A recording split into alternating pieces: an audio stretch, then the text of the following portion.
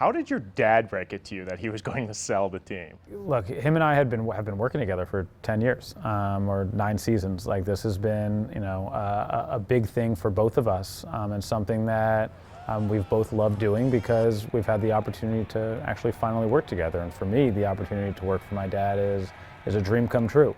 So, when he had begun having talks, him and I just kind of talked through the whole thing and tried to decide if this was the right move, if this was the right time. And, I think he said there's never a right time to do this, but it felt like the right moment and the right opportunity. Some of the chatter, and I'm sure you've seen it, has been, well, your dad didn't have the time commitment to come here to Milwaukee, even with you here. Was that the reason you think he sold the team? No, he loved it. I mean, you can see my dad comes to a ton of games. I think he's at, he comes to almost 20 games, and that's a lot, right? To come out here and then fly back home with his day job that he's got and all the stuff that he's doing. So I think after having done this for 10 years, it just felt like, I think, the right time to say, hey, we've built a new arena. We've, been a leader in creating thousands of good-paying union jobs. The Milwaukee Bucks are NBA champions. We brought a championship to Milwaukee. Time for kind of now the next adventure. So he decided to sell the team. Did that mean that you had to also leave the team? I mean, that goes hand in hand? There was not going to be a scenario where I would have wanted to stay on, just because I don't think that would have been right to the new ownership group.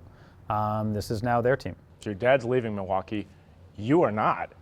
No, my wife and I are staying. Eleanor, this is where we want to raise Eleanor. This is where we want to raise our family. Milwaukee's become home, and it was incredible when we first got here, how everyone welcomed us and kind of brought us into the community. And I think when you talk to even like the Bucks players who, come here, and constantly you see how they all want to stay after they've been here for a year or two, and they talk about how great it is. It's because this is a great place to be. Even people from here sometimes are like, hey, why Milwaukee? And I'm like, why. So you've been a Bucks executive, you've run for the Senate. A lot of people are asking, what is next for you? I think for right now, I'm really looking forward to taking a little bit of time off and enjoying this championship run without the stress of working or owning the team. The last 2 years have taken me, especially running for office, have taken me away from my family a ton. And, everyone always says, hey, cherish these early years with your kid. And that's what I want to make sure I'm doing right now. Are we going to see your name back on the ballot? I am always going to continue to stay in politics. I have, want to make sure that I'm able to work to, get the right people elected. If I'm able to, and lucky enough where people want my name back on the ballot, and there's an opportunity for me, I will no doubt take a look at that and talk with my family and see if that's the right opportunity. And I'm proud of the race that we ran, and I will continue to stay involved and be a part of politics. So I'm never going to close the door on if my name will be back on the ballot, but I'm also not going to say that, like, yes, I am 1,000% running again. I think you can't predict this stuff. What is the Lasry legacy with the Bucks? Look, I think that's for other people to write and for other people to kind of debate. We're proud of not just the stuff we've done on the court, but really proud of the stuff that we've done off the court.